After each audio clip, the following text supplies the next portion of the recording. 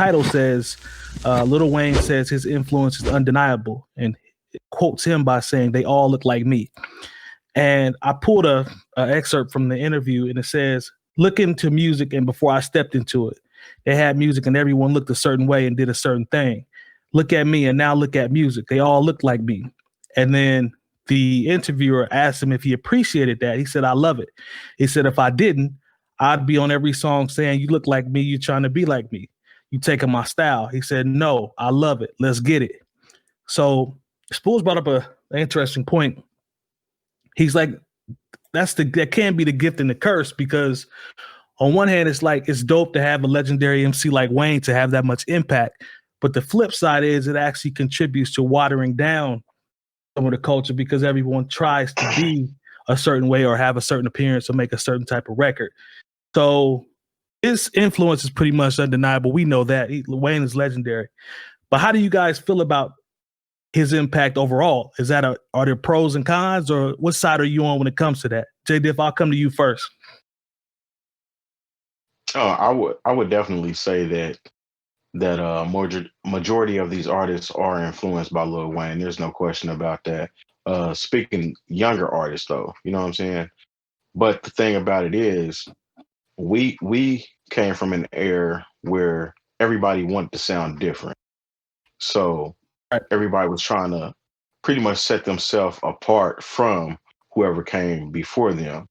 Right. Whereas now, and it kind of all goes back to technology and social media and having easy access to these people are pretty much becoming carbon copies, so to speak, of whatever artists influenced them.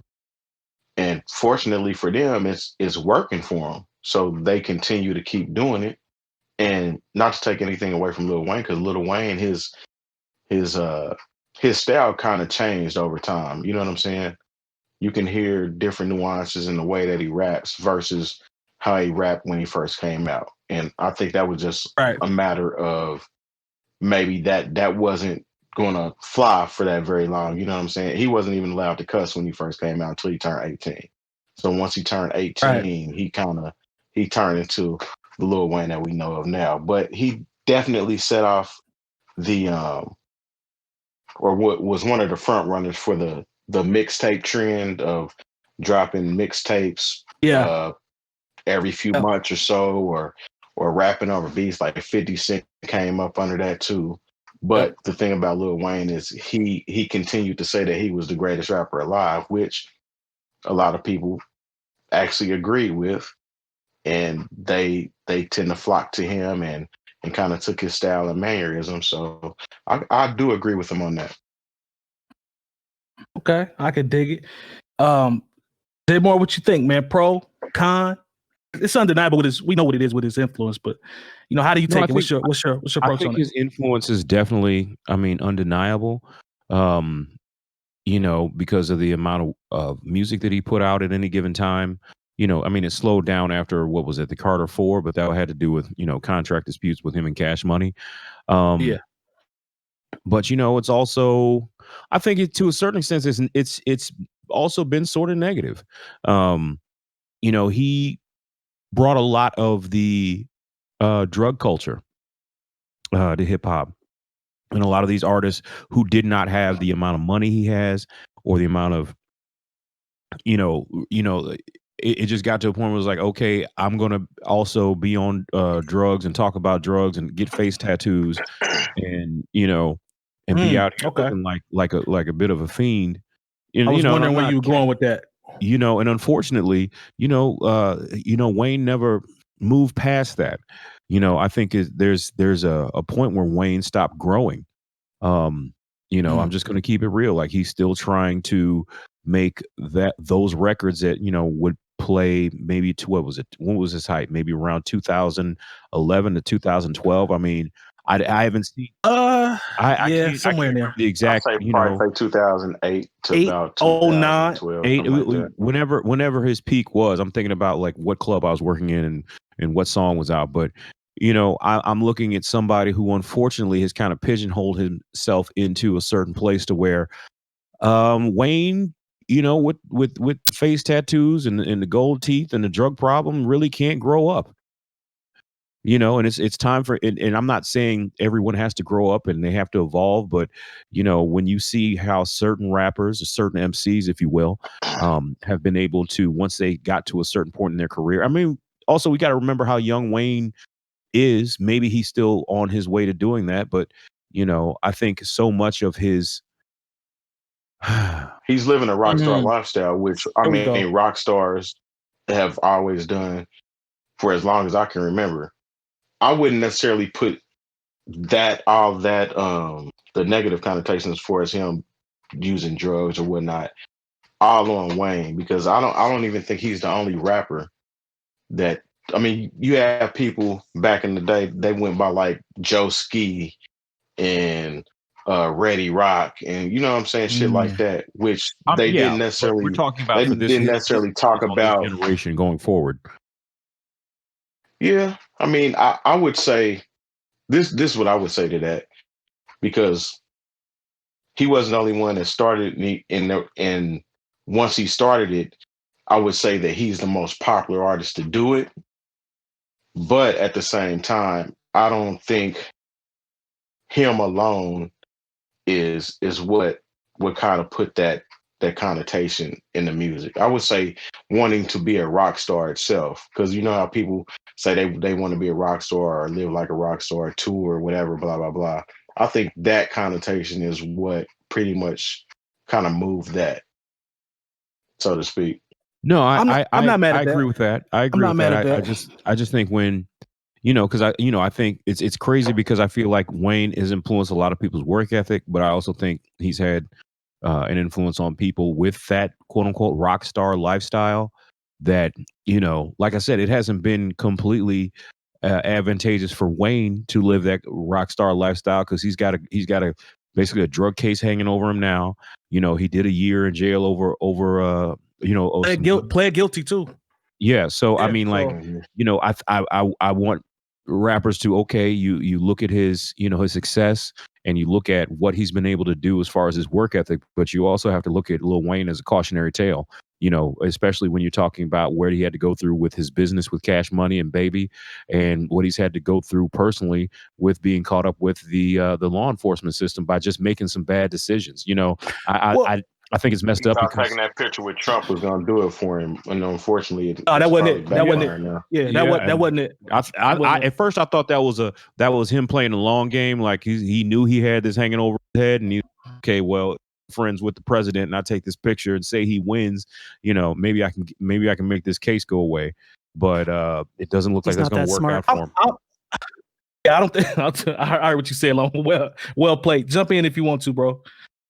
Yeah, I mean, Wayne's like the exception to the rule, in my opinion, and a lot of these, like in the idea of like, there's nobody like Wayne, you know, like he was the original like kid that was grown up in rap like that, you know, like thrusted to the forefront with Cash Money and that Hot Boys and all that nonsense. And I say nonsense, but it was very influential and a lot of the stuff was good. So I think, to some of your guys' point where you said like maybe he didn't have enough time to grow up, it's probably going to be a different. I don't think he has yet, and I don't know if he. It sounds bad to say. I don't know if he has the capability to. I think everybody does, but he may not ever see the need to get there. I don't know. I don't know what his lifestyle's like. He's also the same guy that said racism doesn't exist, because I've never felt racism. Like you know, it's like.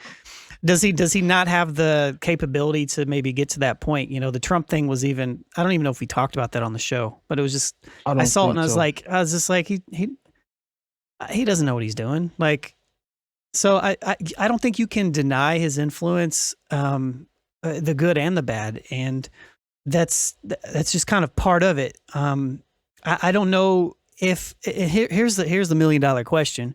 If this wasn't Wayne, who would have filled that role? You know what I mean? Like, if it wasn't Wayne that was that person that put, you know, his style and his, you know, the promotion of the drug culture in the way that he did to the forefront, there would have been somebody else. I mean, we all know that. So it's like, yeah, it's people at the same time. Yeah, it's like the chicken and the egg type thing. Yeah, UGK promoting lean, and everybody from Texas pretty much. I mean, that was Was it just because he was young and he made it cool? like Terry said, you know, I can't say I would necessarily put all of that on Wayne. To his point, Jay Moore makes valid points in terms of from an influence standpoint and what he we'll call it popularized. So I get that. But Pimp C and, you know, Texas, they've been sipping syrup and lean and pulling up. You know what I'm saying? Like, that's a part of that culture down there. DJ Screw, before Lil Wayne had took off, DJ Screw had already.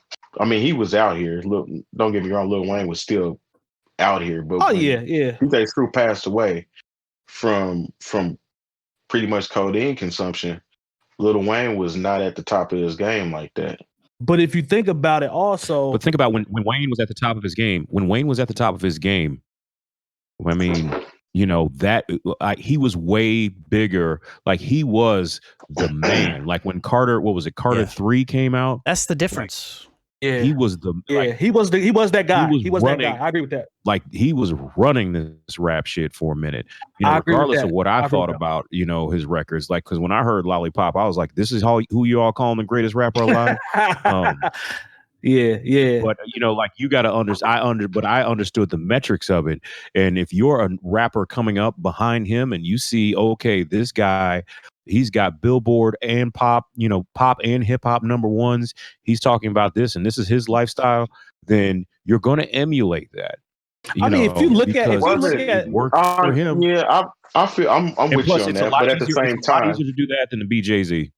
Yeah, at the same time, though, wasn't Sipping on Some Scissor a hit record?